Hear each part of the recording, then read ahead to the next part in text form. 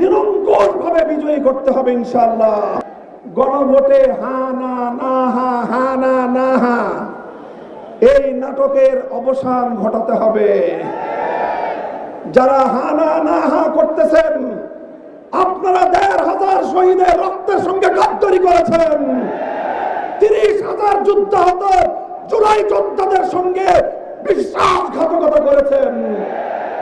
শহীদদের রক্তকে যারা সম্মান জানাতে পারে না, যুদ্ধাহত জুলাই যোদ্ধাদেরকে আজও যারা সম্মান করতে পারে না যথাযথভাবে, দেশের জনগণের ভাগ্য তাদের হাতে নিরাপদ নয়।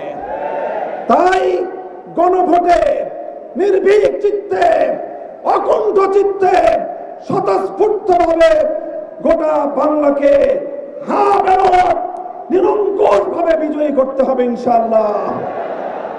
আর ঢাকা 11 আসন থেকে বিপ্লবের মহানায়ক নাহিদ ইসলামকে জাতীয় সংসদে প্রতিনিধিত্বের জন্য নির্বাচন করে বাংলার মানুষের পক্ষ থেকে ঢাকা 11 আসনের জনগণ, ভোটাররা, আপনারা জুলাই বিপ্লবীদের প্রতি বাংলাদেশের মানুষের যে দায়, সেই দায়ের ঋণ কিছুটা শোধ করার চেষ্টা করবেন ইনশাআল্লাহ।